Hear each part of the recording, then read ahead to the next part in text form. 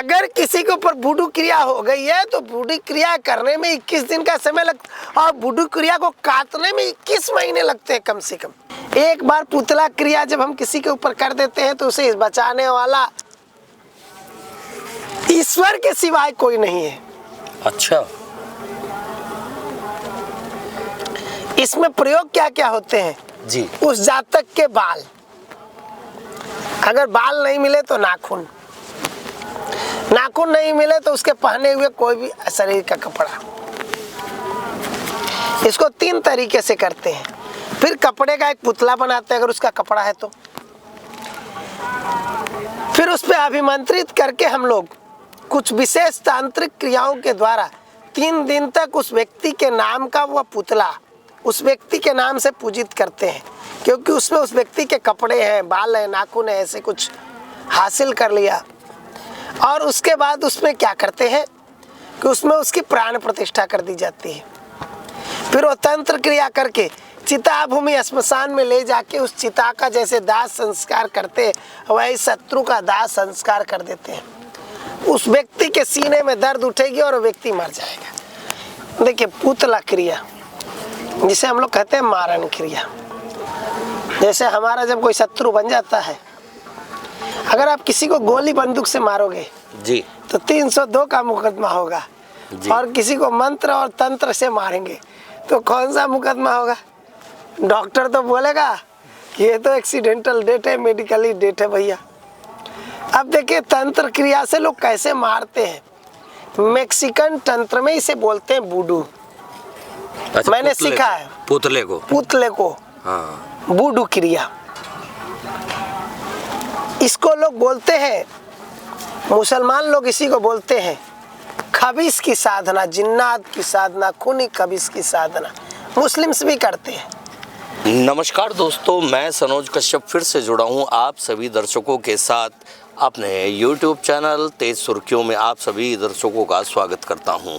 जो लोग हमारी वीडियो पहली बार देख रहे हैं, हमारे चैनल को अभी तक सब्सक्राइब नहीं किया है, सबसे पहले ऐसी ही वीडियो देखने के लिए हमारे चैनल को सब्सक्राइब करें। आपको बता दें, अघोर साधना में अनेकों प्रकार की क्रियाएं की जाती हैं, अनेकों प्रकार की साधनाएं की जाती हैं। ऐसे में जिसको अक्सर हम टीवी के माध्यम से या सुना होगा बड़े बुज़ुर्गों से हम लोगों ने कि अघोरी जो होते हैं वो एक पुतले पर क्रिया करते हैं या साधना करते हैं, और जिस तरीके से उस पुतले पर साधना की जाती है या क्रिया की जाती है तो उससे क्या दुष्परिणाम होते हैं, आओ हमारे साथ मौजूद हैं जिनको ज्ञान का भंडार कहा जाता है, श्री मुनि रजनीश जी महाराज। ये किस तरह की क्रिया होती है, सीधा रुख करते हैं उन्हीं की तरफ। महाराज जी, आपके चरणों में मेरा कोटि कोटि नमन है।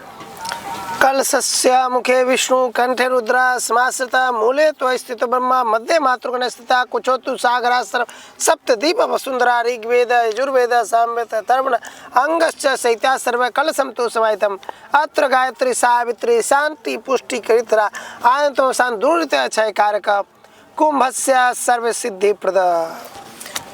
गुरुदेव, जैसा हमने सुना है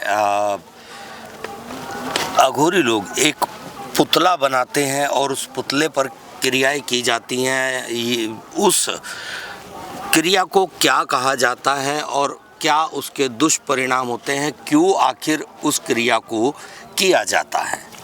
देखिए पुतला क्रिया जिसे हम लोग कहते हैं मारण क्रिया।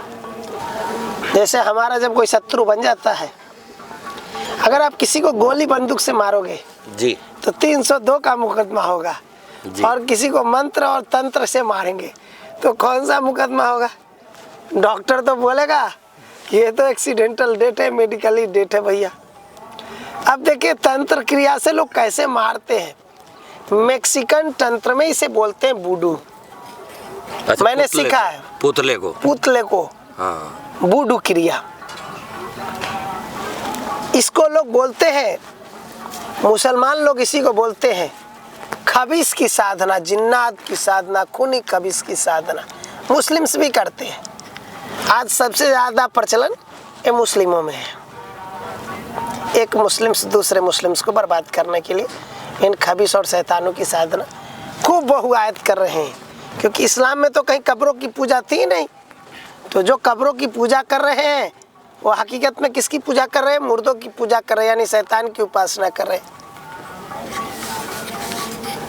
तो हमने अपने गुरुजी से देखिए, ज्ञान का दो उपयोग है।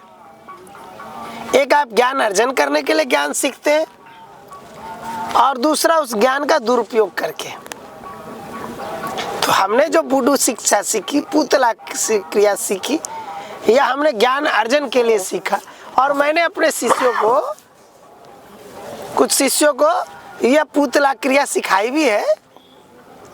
उन्हें इस निर्देशन के साथ सिखाई कि जब तक कि आपका कोई अहित ना कर रहा हो तब तक आप उस पर बूडू पुतला क्रिया का प्रयोग मत कर देना। एक बार पुतला क्रिया जब हम किसी के ऊपर कर देते हैं तो उसे बचाने वाला ईश्वर के सिवाय कोई नहीं है। अच्छा, इसमें प्रयोग क्या क्या होते हैं जी? उस जातक के बाल, अगर बाल नहीं मिले तो नाखून, नाखून नहीं मिले तो उसके पहने हुए कोई भी शरीर का कपड़ा। इसको 3 तरीके से करते हैं। फिर कपड़े का एक पुतला बनाते हैं अगर उसका कपड़ा है तो।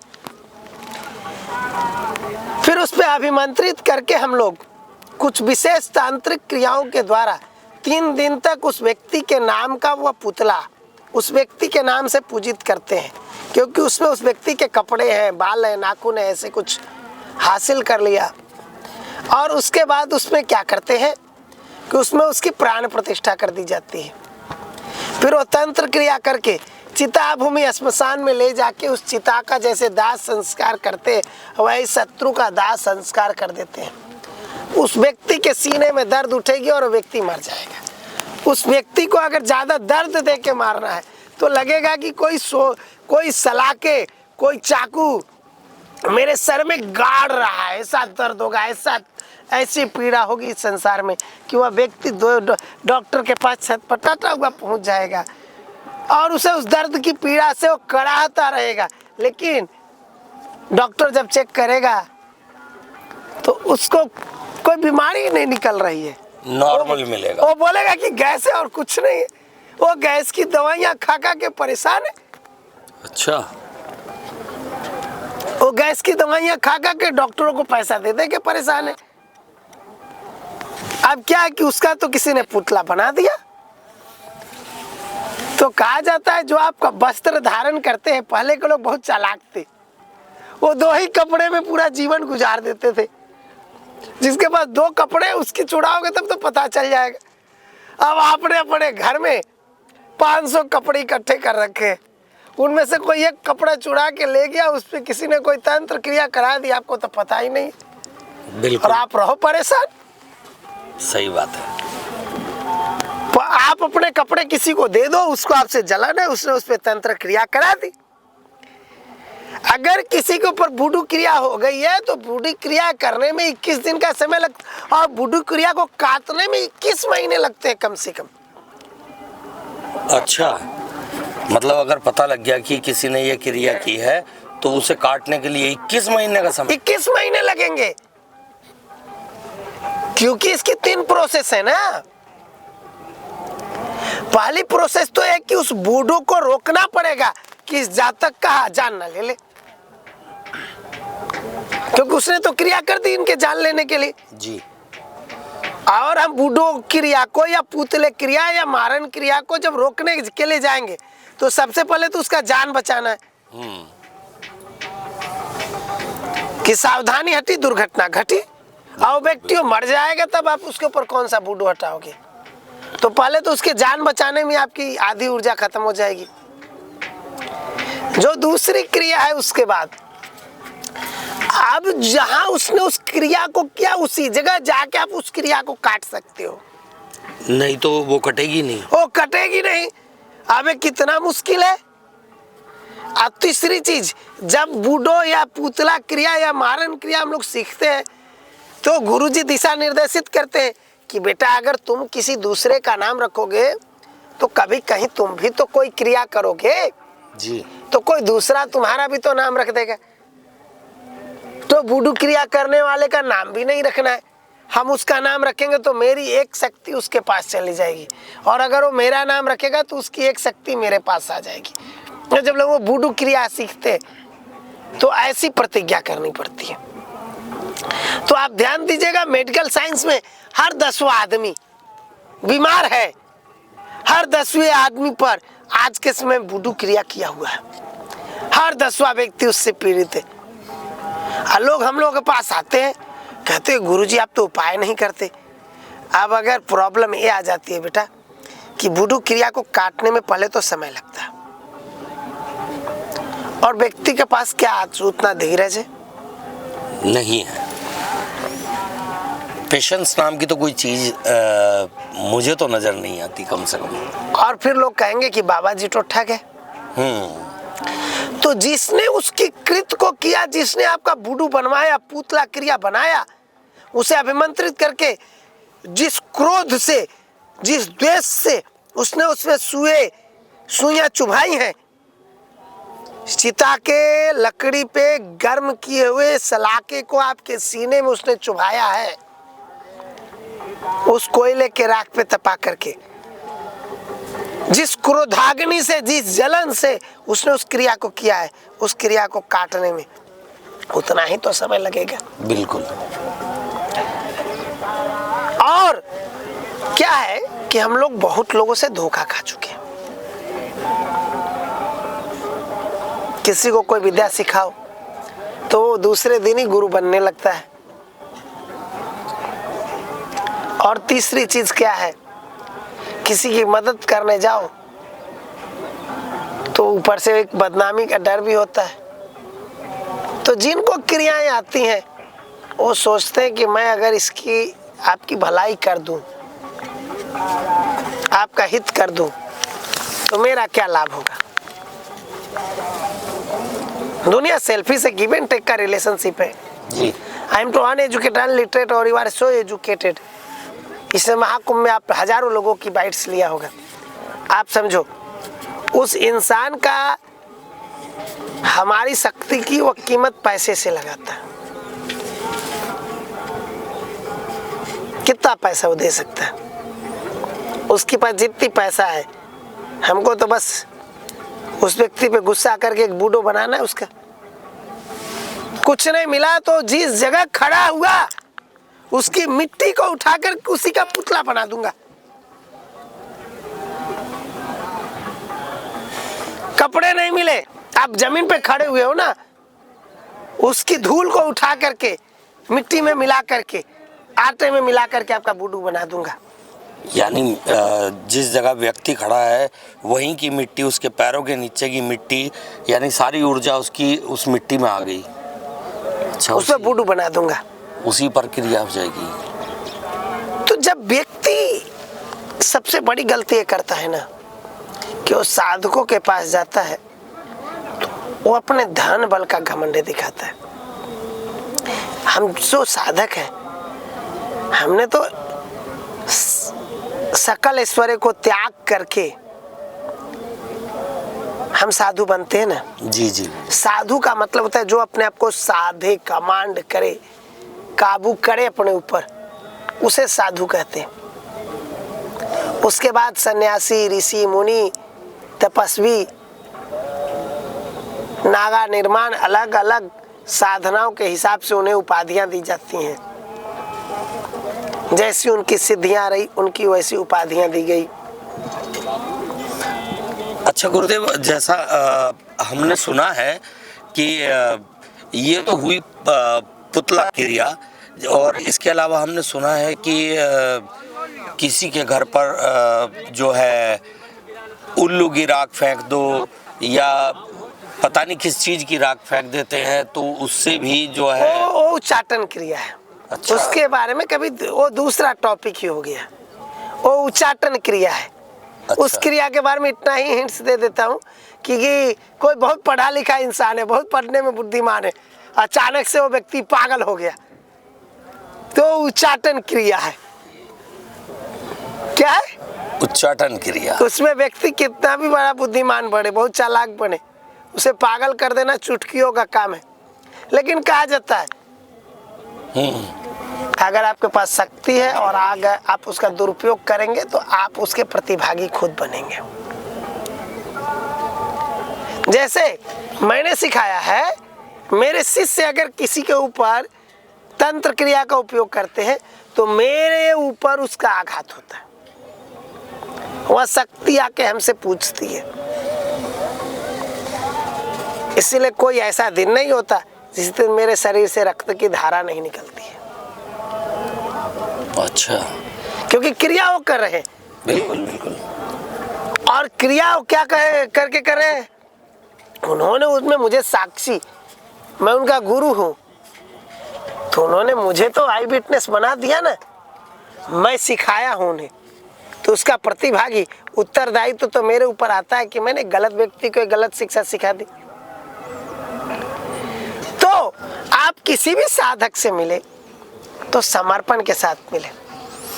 गुरुदेव, जैसा आपने अभी बताया है कि पुतला क्रिया के बारे में, तो नॉर्मल व्यक्ति को कैसे पता लग सकता है कि मतलब किसी ने मेरे ऊपर ये वाली क्रिया कर दी? बहुत सरल है। कैसे? बहुत ही सरल है, बहुत ही सरल है।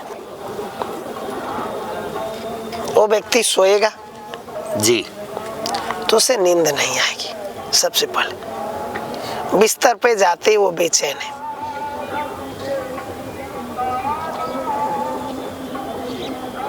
सबसे पहले किसी भी क्रिया का इम्पैक्ट बेचैनी से शुरू होता है।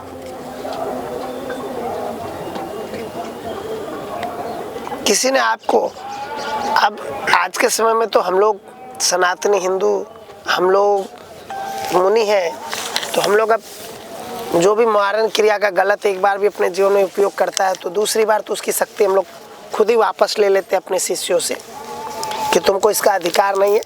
एक बार उस क्रिया को करने का उसे अधिकार है, उसके बाद उसे हम लोग कॉल कर देते हैं कि तुमने क्रिया क्यों किया।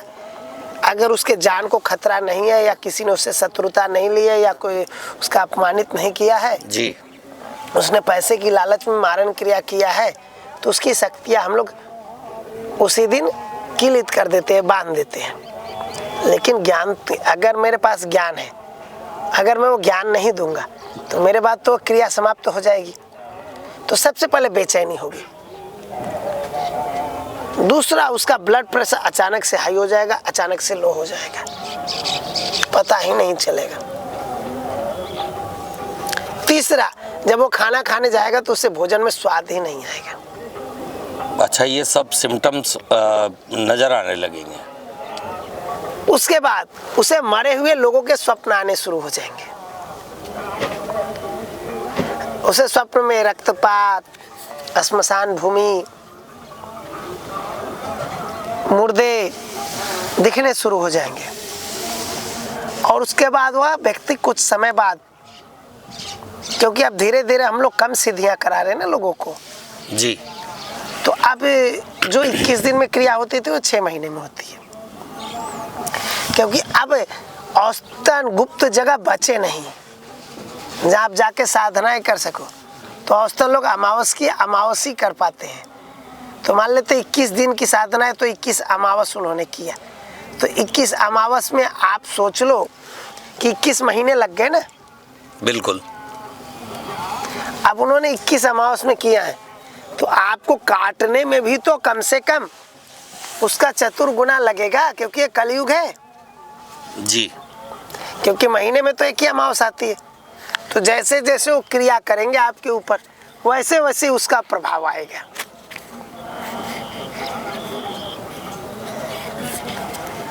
इसीलिए, और इसका बड़ा सरल उपाय है, जब तक आपके जीवन में गुरु नहीं होगा तब तक आपके जीवन की सुरक्षा नहीं होगी। जब तक आपके घर के कुल देवता नहीं होंगे, अगर आपके घर में कुल देवता हैं और आपके घर में आपका गुरु है, आपके ऊपर गुरु कृपा है, तो कोई भी अगर आपके ऊपर तंत्र क्रिया करेगा, मलिन क्रिया करेगा, मारण क्रिया करेगा, उच्चाटन क्रिया करेगा, तो सबसे पहले रोकने का कार्य आपके गुरु का है। लेकिन इसीलिए तो कहा गया कि जिनके जीवन में गुरु नहीं होता उनका जीवन शुरू नहीं होता। इसीलिए किसी योग ऋषि और मुनि को अपना गुरु बनाइए। ना रहेगा तंत्र, ना रहेगा मंत्र, ना रहेगा दुखों का साया। अगर जीवन में कठिनाइयों से बचना चाहते हो तो महाकुंभ है। आ जाओ सनातन की शरण में, आ जाओ गुरुओं के शरण में। सारी परेशानियां, समय लगेगी।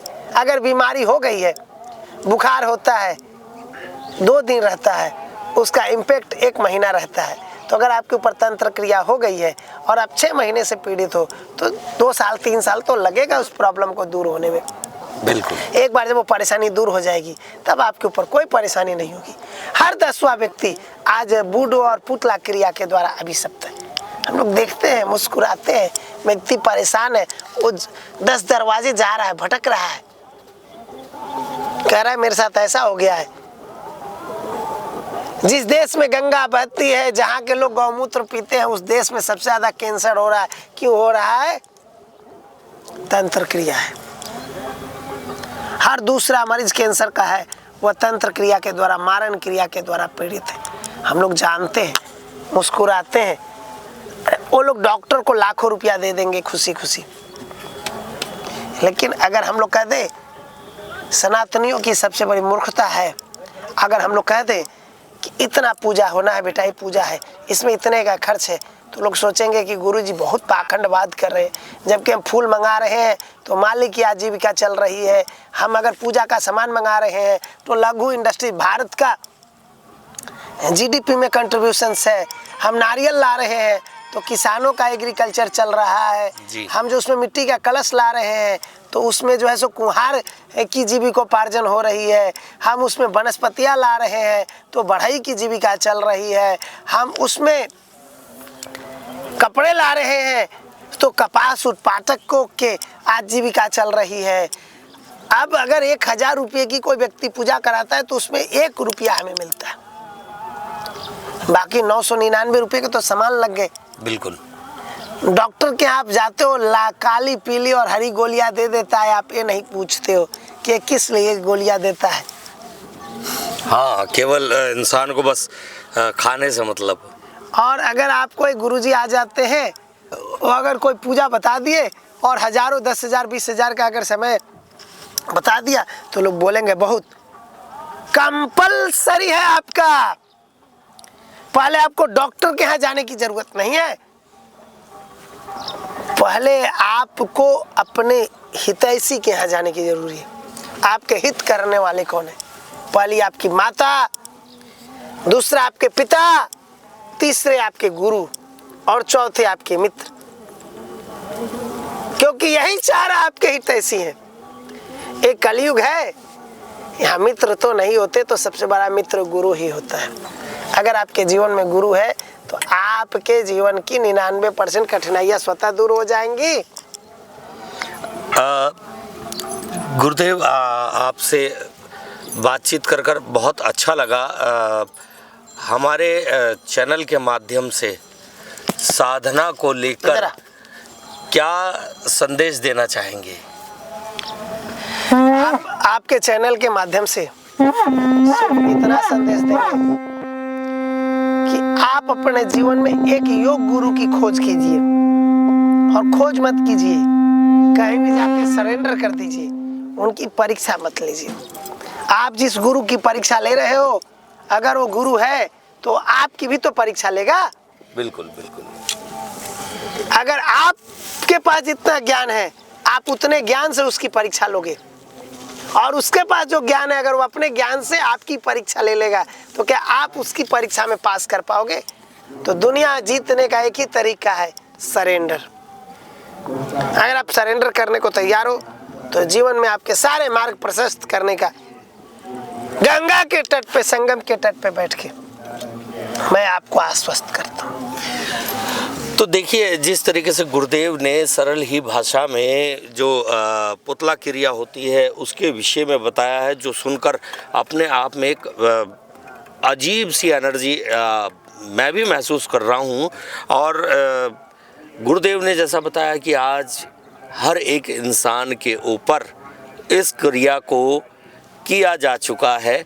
और यह वीडियो आपको कैसी लगी, गुरुदेव की बातें आपको कैसी लगी, हमें इस वीडियो पर कमेंट कर अवश्य बताइएगा, ताकि ऐसी ही वीडियो हम आप लोगों के लिए या इससे बेहतर और वीडियो आप लोगों के लिए बनाते रहें।